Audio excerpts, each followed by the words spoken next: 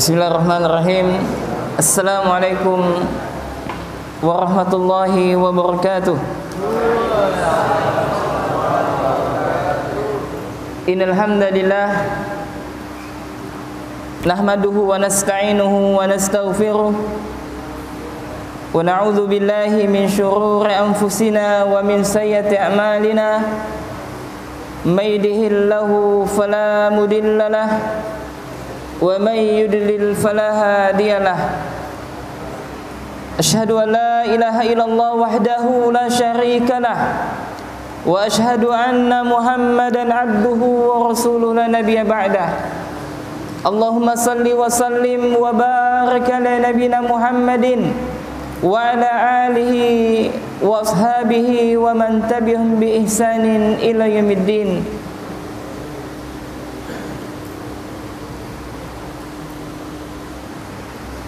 Kaum muslimin dan muslimat, ayyuhatulab rahimani wa rahimakumullah. Tidak ada kata yang paling layak yang untuk senantiasa kita ungkapkan kecuali puja dan puji syukur kita.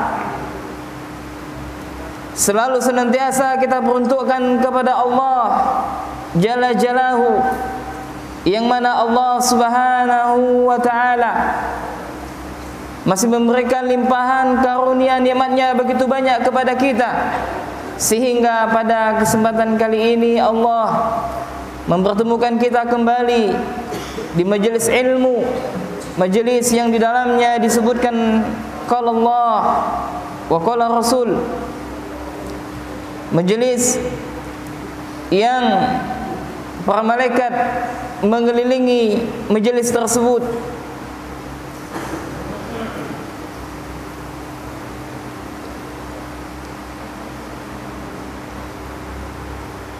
Ayyuhatullah rahiman rahimakumullah. Kita akan melanjutkan kajian kita, yakni kajian risalah Ayyuhal Walad yang ditulis oleh Al-Imam Muhammad bin Ahmad At-Tusi, atau dikenal dengan Al-Imam Ghazali rahimahullahu ta'ala.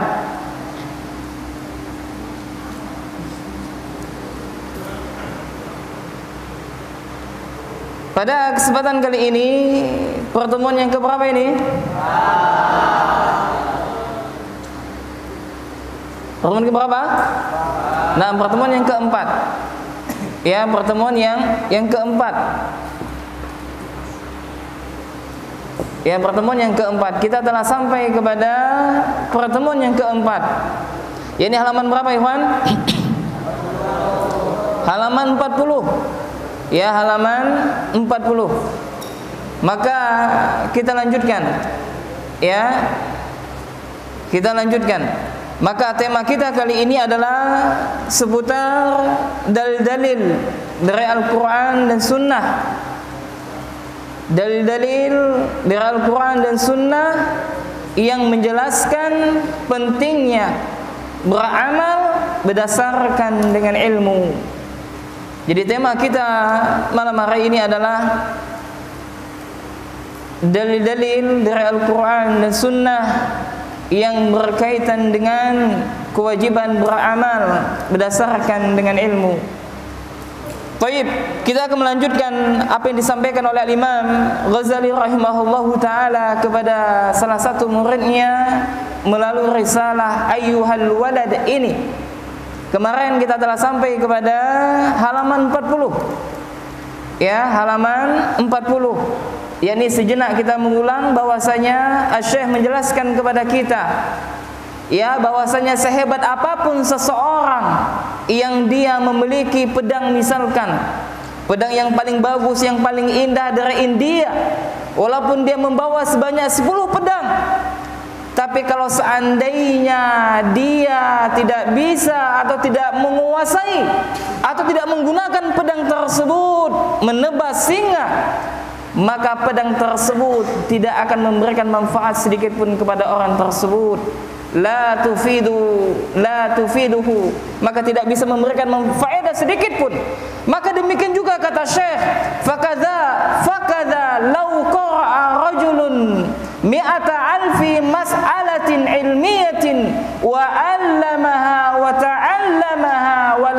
ya'mal biha. Maka demikian juga kata Syekh, apabila seseorang yang dia membaca kitab atau membaca permasalahan sebanyak 1000 masalah ilmiah, dia mengajarkannya dan mempelajarinya, walam ya'mal biha, akan tetapi dia tidak beramal dengannya, maka kata Syekh rahimahullah, la tufidu illa bil amali. Maka baikkan, maka tidak akan bermanfaat atau tidak memberikan faedah kepada dia kecuali dia mengamalkannya. Paham dah sampai sini? Baik, nah kita lanjutkan. Wa mithaluhu, dan Syekh Al-Imam Ghazali rahimahullahu taala memberikan permisalan yang kedua. Lau kana di rajulin khararatun wa maradun safrawiyun. Maka kata Syekh, permisalan yang selanjutnya adalah misalkan seseorang yang dia menderita demam, yang dia menderita sakit. Sakit apa, ikhwan? Safrawiyun. Apa? Sakit apa? Naam, sakit penyakit kuning. Yakunu ilajuhu bisikan jubini wal kashkabi. Akan tetapi orang ini kata Syekh, dia tidak terapi. Maksudnya apa? Dia tidak mengobati penyakit kuningnya tersebut dengan sikanjubi. Sikanjubin ini adalah nama suatu terapi yang digunakan pada zamannya Syekh. Jadi kalau orang sakit, maka digunakan apa? Penyembuhan dengan apa? Dengan terapi apa? Sikanjubi dan kashkab. Kemudian kata Syekh rahimahullah, fala yahsulul bur'u illa bisti'maliha. Maka apa kata Syekh? Maka kesembuhan, maka dia tidak akan mendapatkan kesembuhan kecuali dengan manfaatkan keduanya. Paham enggak maksudnya nih, Pak? Paham enggak maksudnya nih? Maksudnya begini. Jadi kata Syekh memberikan perumpamaan orang yang berilmu akan tetapi tidak mengamalkan ilmunya. Syekh memberikan perumpamaan kepada kita, yakni seorang alim atau seorang talib yang mereka mengetahui sesuatu dasar hukum akan tetapi mereka tidak mengamalkannya. Salah satu contoh, kita sering mengingatkan, Allah mengingatkan kepada kita, wala taqrabuz zina. Jangan kalian dekati zina. Maka semua pintu-pintu zina dilarang untuk kita dekati, akan tetapi masih saja kita dekati, waliyazubillah. Maka orang yang seperti ini, mereka tidak akan mendapatkan manfaat dari sebuah ilmu yang telah dia miliki. Maka Syekh memberikan perumpamaan, permisalan orang yang dia beramal, yang dia berilmu akan tetapi beramal sebagaimana permisalan seorang yang sedang sakit. Sakit apa di sini? Sakit kuning, demam. Dia demam dan sakit kuning. Lalu apa? Dia enggan untuk berobat. Dia tidak mau terapi sakitnya tersebut dengan apa? Dengan terapi apa tadi disebutkan oleh saya? Sikanjubin dan kashkab. Dia enggak mau. Kalau seandainya dia mau, maka dia akan sembuh biiznillah. Maka kata Syekh, maka orang tersebut dia tidak akan mendapatkan kesembuhan kecuali dia harus terapi penyakitnya tersebut dengan apa? Dengan dua terapi tadi. Paham enggak? Nah, ini maksudnya apa, ikhwan? Pentingnya beramal, pentingnya berilmu, beramal. Pentingnya ketika seseorang sudah berilmu maka dia harus beramal. Pentingnya apa? Seorang yang dia berilmu dan dia beramal. Ini penting sekali. Nanti akan dibawakan oleh Syekh dalil-dalil yang berkaitan pentingnya beramal, berilmu, kemudian itu beramal. Oleh karena itu Al-Imam Bukhari rahimahullahu taala, dan ini sering kita dengarkan, sebagaimana dinukilkan oleh Al-Imam Muhammad bin Abdul Wahhab rahimahullah dalam kitabnya Salasatul Usul, dan kitab ini senantiasa kita pelajari di ma'had ini. Al-Imam Muhammad bin Abdul Wahhab rahimahullah menukilkan, beliau mengatakan babul al-ilmu qabla al-qauli wal amal, kama qala al-Imam Bukhari rahimahullahu taala, yakni bahwasanya Imam Bukhari menukilkan atau menulis satu bab di dalam kitabnya, yakni kitab yang beliau memberikan judul kitab tersebut al-ilmu qabla al-qauli wal amal. Ini menunjukkan bahwasanya beramal itu harus didasari dengan ilmu, dan ketika seseorang sudah berilmu maka dia harus beramal. Faham tuh? Nah, maka kita lanjutkan. Maka Syekh rahimahullah beliau membawakan syair. Syair ini bukan dari bahasa Arab ya ikhwan. Ini syairnya bahasa Persia ini.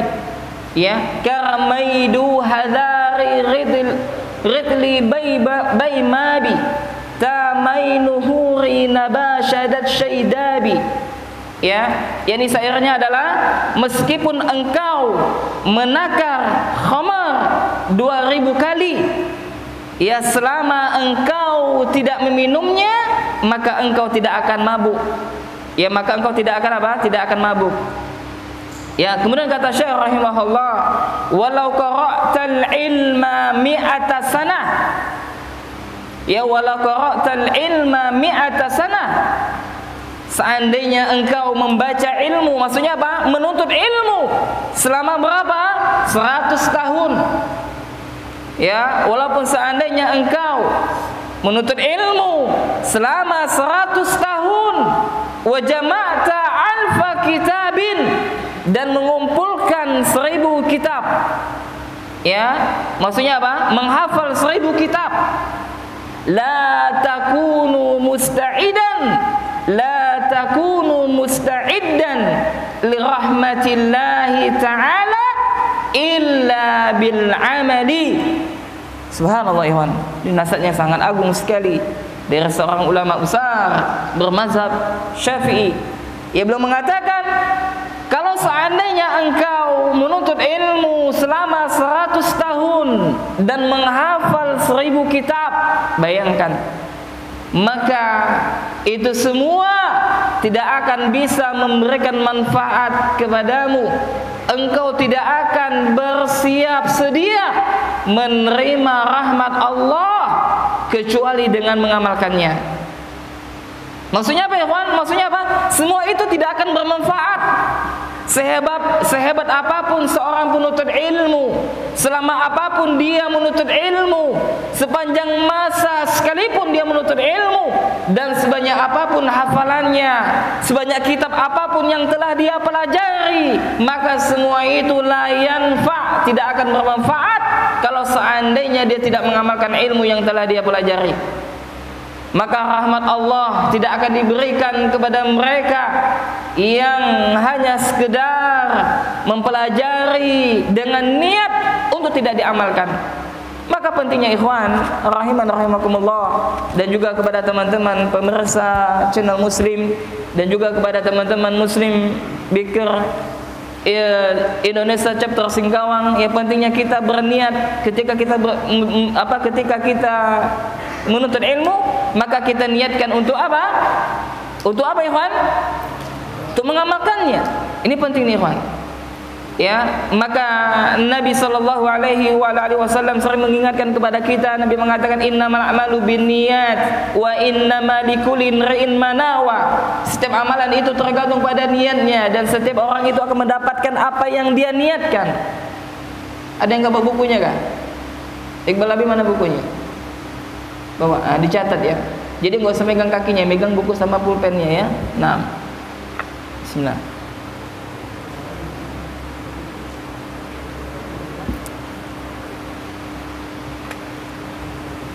Faham tak ikhwan? Nah, pentingnya kita beramal.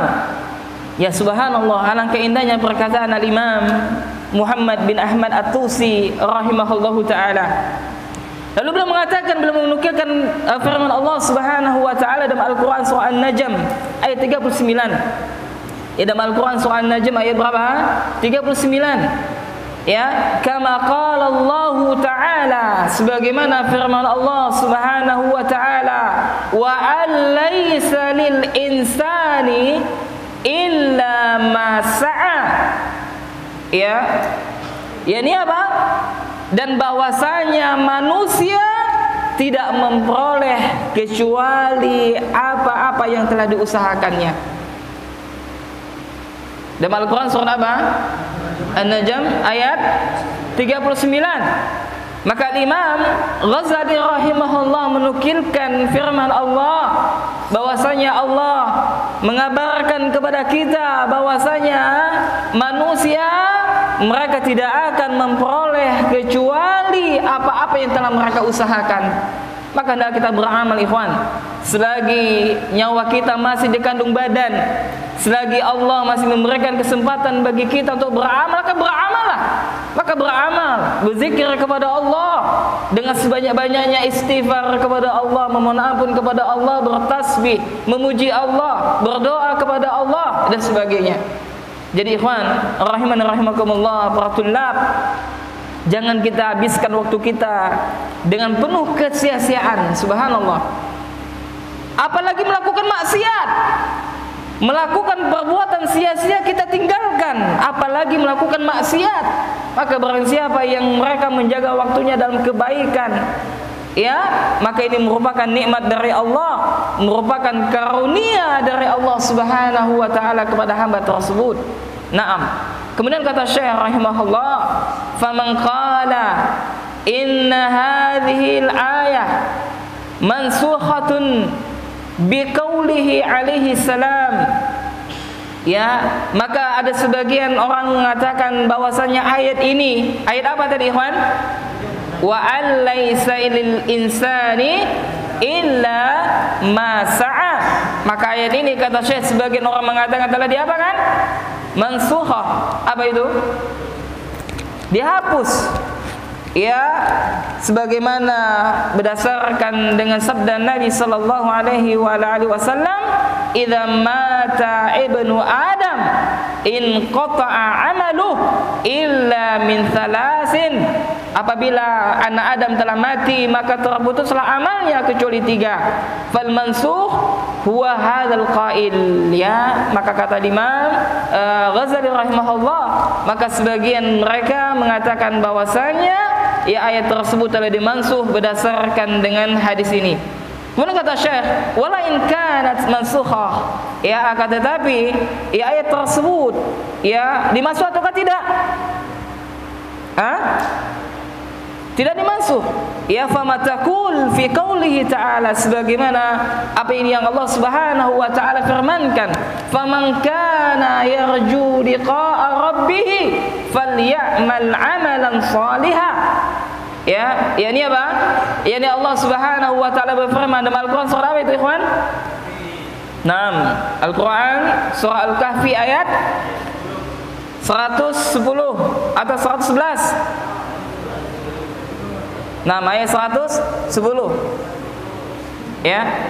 Maka kata Allah Subhanahu wa taala, betul ayat 110 ya? Nah. Faman kana, maka barang siapa yarju liqa'a rabbih, yang mengharapkan berjumpa dengan Tuhannya, dengan Rabbnya, falyamal 'amalan shaliha, maka hendaklah dia beramal dengan amalan yang saleh.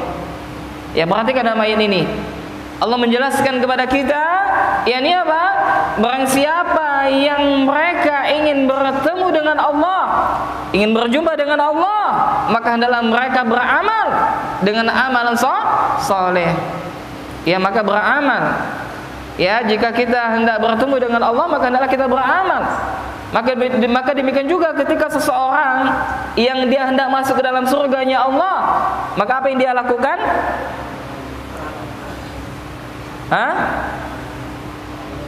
Apa yang dilakukan, ikhwan? Maka hendaklah dia beramal soleh. Ya, ini kaidah ini. Ya, maka alangkah bagusnya perkataan siapa? Al-Imam Syafi'i, dan ini sering kita sampaikan. Saya masih ingat perkataan Imam Syafi'i. Agak cepat kita sampaikan. Waktu ya, biar target kita semester ini selesai kitab ini. Semester 2 nanti kita ganti kitab. Ya, biar apa? Pahala orang yang menginfakkan ini mengalir pahalanya. Jadi agak cepat apa ya? Nah, kita selesai nanti pas azan. Kalau azan dah wes kita selesai. Ya, kita lanjutkan pada pekan selanjutnya. Apa kata Imam Syafi'i, ikhwan?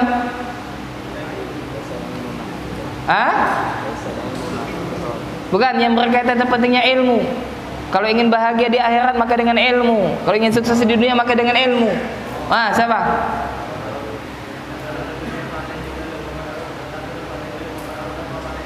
Masya Allah, santa barakallahu fiik. Ya.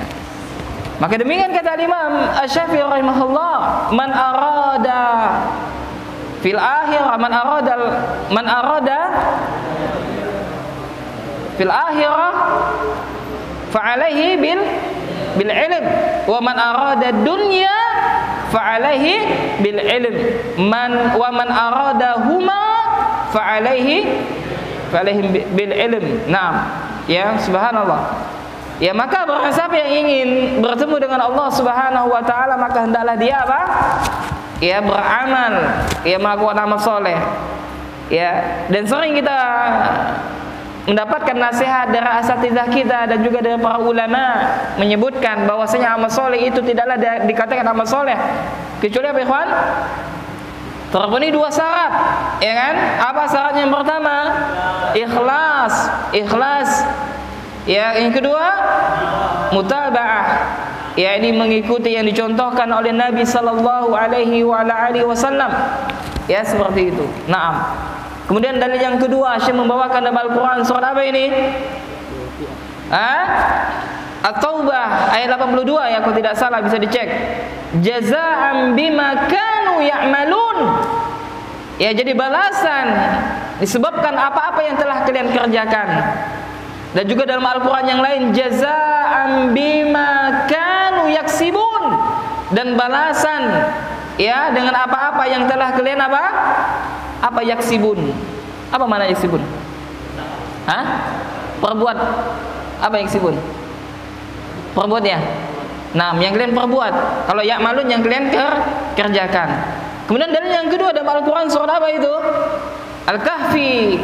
Ya, dalam Al-Qur'an surah Al-Kahfi ayat 107 sampai dengan 108. Yani Allah Subhanahu wa taala berfirman, "Innal ladzina amanu wa 'amilus shalihat kanat lahum jannatul firdausi nuzula." Ya, dan orang yang beriman dan beramal soleh, ya, maka bagi mereka surga firdaus nuzula. Apa nuzula, ikhwan? Apa? Tempat. Ya, ini apa? Allah janjikan orang yang beriman dan beramal soleh, maka bagi mereka surga firdaus. Ya, surga firdaus adalah surga yang paling tinggi, ya, yang tertinggi, yang mana Nabi sallallahu alaihi wasallam mengajarkan kepada kita kalau kita meminta surga kepada Allah, maka mintalah apa? Surga firdaus. Ya, na'am. Dan di bawahnya terdapat sungai-sungai. Ya. Kemudian ayat yang selanjutnya dalam Al-Qur'an surat apa itu? Al-Furqan. Naam, ayat 70. Illa man taba wa amana wa amila amalan salihah, kecuali mereka yang bertaubat kata Allah dan beramal amal soleh, maka Allah menerima taubat mereka. Ya, Allah memasukkan mereka ke dalam surga. Subhanallah, ikhwan. Maka hendaklah kita senantiasa bertobat kepada Allah, ya, atas segala dosa-dosa yang telah kita lakukan. Dan yang terpenting ayul ikhwan, ayuhatullah rahimani rahimakumullah, jangan lupa kita berdoa kepada Allah, mudah-mudahan Allah menutup aib-aib kita. Ya ikhwan, haram menceritakan aib kita kepada manusia, tidak boleh. Ya, maka wallahi demi Allah, kalau seandainya Allah membukakan aib-aib kita, maka tidak ada seorang pun yang berani mendekat kita. Kalau seandainya aib kita tersebut Allah tampakkan dengan bau yang begitu busuk, maka tidak ada seorang pun yang enggan mendekati kita, ikhwan. Karena kita ada makhluk yang penuh dengan dosa, makhluk yang penuh dengan maksiat kepada Allah Subhanahu wa taala. Berkat kasih sayang Allah, maka Allah telah menutup aib-aib kita, maka tidak boleh aib tersebut kita bicarakan. Ya. Naam. Kemudian dalam ayat ini Allah Subhanahu wa taala mengatakan illa man taba wa amana wa amila amalan shaliha, kecuali mereka yang bertobat kepada Allah dan beramal saleh, ya, maka taubat membuahkan amal. Taubat membuahkan amal. Taubat membuahkan takut kepada Allah Subhanahu wa taala. Taubat membuahkan penyesalan. Kalau dosa yang pernah kita lakukan kita menyesal karena kebodohan kita, karena kelalaian kita, karena ketidaktahuan kita, ya maka kita bertobat kepada Allah, menyesali dan melakukan perbuatan dosa tersebut, dan kita berjanji kepada Allah untuk meninggalkannya dan tidak pernah untuk melakukannya selama-lamanya. Nah, kemudian kata Syekh, wa ma taqulu fi hadzal hadits, ya, dan apa yang telah dikatakan atau yang telah disampaikan oleh Rasulullah sallallahu alaihi wasallam dalam hadis ini, buniyal islamu ala khamsin, buniyal islamu ala khamsin, Islam dibangun di atas 5 pondasi. Syahadati an la ilaha illallah, yang pertama adalah syahadat bahwasanya tidak ada ilah yang berhak diibadahi dengan benar kecuali Allah, wa anna Muhammadar Rasulullah, dan dia bersaksi bahwasanya Muhammad adalah utusan Allah, wa iqamis shalah, menegakkan salat, wa itaiz zakah, menunaikan zakat, wa shaumi Ramadan, dan berpuasa di bulan Ramadan, wa hajjil baiti man istata'a ilaihi sabila, ya, dan yang kelima adalah dia melaksanakan ibadah haji ke Baitullah jika dia mampu untuk melakukan perjalanan ke sana. Nah,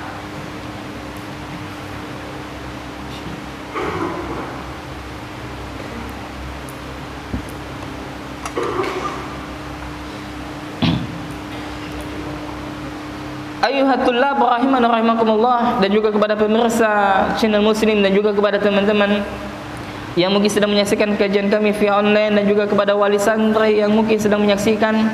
Barakallahu fikum rahiman rahimakumullah.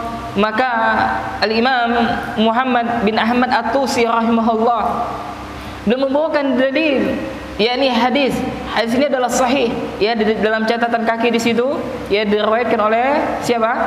Oleh Imam Bukhari dan juga Imam Muslim, ya, dalam riwayat yang lain juga Imam Muslim. Dan juga hadis ini juga terdapat di dalam hadis Arba'in An-Nawawiyah yang ditulis oleh Imam An-Nawawi rahimahullah, hadis yang kedua yang berkaitan dengan malaikat Jibril alaihi salam. Maka hadis ini, ikhwan, mengajarkan kepada kita bahwasanya Islam itu dibangun dengan 5 pondasi. Ya, pondasi yang pertama adalah apa? 2 kalimat syahadat, yakni persaksian bahwasanya tidak ada ilah yang berhak diibadahi dengan benar kecuali Allah. Ini apa, ikhwan? Kalimat tauhid. Maka pelajari tauhid. Maka maka Syekh Profesor Dr. Abdul Razak bin Abdul Muhsin Al-Badar hafizallahu taala, beliau mengatakan dalam kitab beliau 10 kaidah di dalam pensucian jiwa, ya, yakni 10 kaidah di dalam tazkiyatun nufus. Beliau mengatakan bahwasanya hakikat daripada tazkiyatun nufus adalah tauhid, mentauhidkan Allah. Jadi tauhid adalah akar dari pensucian jiwa seseorang. Sudah dipahami tadi? Ya.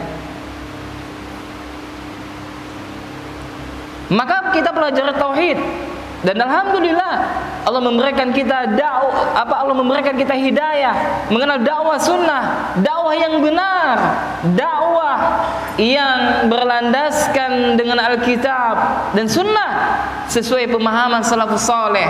Ini merupakan nikmat yang besar di tengah-tengah banyaknya syubhat dan syahwat, di tengah-tengah banyaknya dai-dai yang sebagaimana Nabi mengatakan mereka menyuruh manusia ke pintu-pintu neraka. Hati-hati mereka adalah hati-hati syaitan, jasad-jasad mereka adalah jasad-jasad manusia. Waliyadzubillah, ya, yang mana Islam yang sekarang ini dalam keterasingan, sebagaimana Rasulullah sallallahu alaihi wasallam bersabda, badal Islam ghariba wa sayaudu ghariba fatuba lil ghuraba. Subhanallah, nanu adalah ghuraba. Kita adalah ya satu kaum yang asing di tengah-tengah masyarakat ketika kita balik kampung kita masing-masing. Ya, Nabi mengatakan Islam datang dalam keadaan asing dan akan kembali dalam keadaan asing, maka berbahagialah orang yang asing tersebut, yakni mereka mengamalkan sunnah Nabi, mereka mengamalkan Al-Quran dan sunnah Nabi Sallallahu Alaihi Wasallam, maka mereka akan dikucilkan, ya mereka akan diasingkan oleh masyarakat sekitar tersebut. Maka hendaklah kita bersabar dan terus kita mendakwakan al-haq ini sampai ajal menjemput kita. Naam. Kemudian yang kedua adalah menegakkan solat. Dan solat ini adalah satu hal yang wajib hukumnya. Dan bahkan ulama mengatakan kafir bagi orang yang sengaja meninggalkan solat, ya maka dia bisa kufur, bisa kafir kalau tegak hujah bagi dia. Dan ingat ikhwan, masalah takfir ini adalah masalah yang berat, ya masalah yang para ulama membahasnya, bukan kita, ya para penuntut ilmu. Ya, kemudian yang ketiga adalah menunaikan zakat. Ya, yang menunaikan zakat ini wajib bagi siapa? Wajib orang yang kaya. Ya, orang yang kaya yang apabila sudah sampai nisab dan haul, ya maka dia wajib untuk menunaikan zakat karena dalam harta tersebut ada hak fakir miskin yang harus dia tunaikan. Dan rukun yang keempat adalah berpuasa di bulan Ramadan. Ini adalah berpuasa di bulan Ramadan. Setiap datang bulan Ramadan setahun sekali, maka wajib bagi kita untuk berpuasa di bulan tersebut. Dan yang kelima adalah berhaji di Baitullah, yakni melaksanakan rukun Islam yang kelima, berhaji, melakukan perjalanan yang jauh, ya memerlukan apa ikhwan? Harta yang banyak, kemudian tenaga, pikiran dan sebagainya, waktu. Dan ini adalah ibadah yang mulia di sisi Allah Subhanahu wa taala. Naam. Faham tak? Nah, kemudian Syekh beliau membicarakan kepada kita tentang masalah iman. Nah, ini berarti akidahnya apa? Ahlussunnah wal Jamaah. Jadi Al-Imam Ghazali dia adalah berakidah Ahlussunnah wal Jamaah. Kita lihat bagaimana dia membicarakan tentang seputar iman. Beliau mengatakan, qala musannif rahimahullah, wal imanu qaulun bil lisani wa tasdiqun bil janani wa amilun bil arkan. Wa amalun bil arkan, ya. Ini iman diucapkan dengan lisan dan dibenarkan dengan hati dan diamalkan dengan apa? Dengan anggota badan. Ini adalah al-iman, ya, di kalangan Ahlussunnah wal Jamaah memberikan definisi iman, ya ini diucapkan dengan lisan, dibenarkan dengan hati dan dia dipraktekkan dengan anggota badan. Wa dalilul a'mali aktsaru min ayyuhsa. Ya. Jadi kata Syekh, dalil tentang pentingnya amal itu sangatlah banyak sekali. Nah, sekarang perhatikan ikhwan. Kenapa Syekh membawakan definisi iman pada pembahasan ini? Ada tahu nggak maksudnya, Pak? Kenapa? Karena Syekh ingin menggambarkan kepada kita, ingin menjelaskan kepada kita bahwasanya apa? Iman itu dia akan lari dengan amal, paham enggak? Orang yang beriman maka pasti dia akan beramal. Orang yang beriman maka pasti dia akan beramal. Maka lihat di dalam Al-Quran surah Al-Asr, ya kan? Allah bersumpah dengan waktu, demi masa kata Allah, wal asr, demi masa. Sungguhnya manusia mereka dalam kerugian, illal ladzina amanu wa amilus shalihat. Ya, ini kecuali orang yang beriman dan beramal soleh. Maka orang yang beriman maka tidak bisa terpisahkan dengan amal. Maka orang yang beramal maka sudah tentu dia orang yang beriman. Maka orang yang beriman belum tentu dia orang yang mengamalkan tersebut. Ya, maka orang yang beramal maka sudah tentu apa dia orang yang beriman. Ya. Kemudian Syekh mengatakan dalil tentang pentingnya amal sangatlah banyak sekali. Wa in kana al-'abdu yablughul jannah bi fadlillahi wa karamihi, ya. Dan saya mengatakan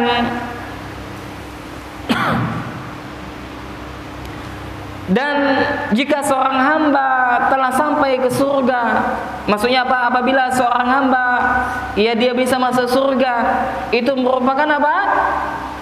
Merupakan keutamaan dari Allah dan kemurahan Allah Subhanahu wa taala. Ya, walakin ba'da ayasta'idda bi ta'atihi wa ibadatihi. Ya, akan tetapi hal tersebut bisa diraih setelah melakukan ketaatan dan ibadah kepadanya. Li'anna rahmatallahi qaribun minal muhsinina. Karena sesungguhnya rahmat Allah begitu dekat kepada orang yang berbuat kebaikan. Nah, maksudnya gini, Pak. Maksudnya adalah saya menjelaskan kepada kita bahwasanya seorang hamba ketika dia bisa masuk ke dalam surganya Allah, itu merupakan karunia Allah dan keutamaan yang telah Allah berikan kepada hamba tersebut. Akan tetapi hal tersebut, maksudnya apa? Akan tetapi seseorang itu dia bisa masuk ke dalam surga juga melalui apa? Jalan ketaatan dan melakukan ibadah kepada Allah Subhanahu wa taala. Maksudnya apa, Ikhwan? Terkadang Allah memasukkan hamba tersebut ke dalam surganya disebabkan dengan karunia Allah dan kemurahan Allah, walaupun hamba tersebut tidak beramal. Faham tak, Ikhwan? Akan ada kisah ya kan dalam sebuah hadis, ya kan? Ada seorang yang baru masuk Islam, yang dia belum pernah sujud satu kali pun kepada Allah di atas permukaan bumi ini. Lalu dia masuk Islam dan dia berjihad di jalan Allah dan dia syahid di jalan Allah, maka Nabi mengatakan huwa fil jannah, dia masuk ke dalam surga. Subhanallah. Ya, ini menunjukkan tentang kasih sayang Allah. Ya. Dan juga seseorang masuk ke dalam surganya Allah itu disebabkan apa?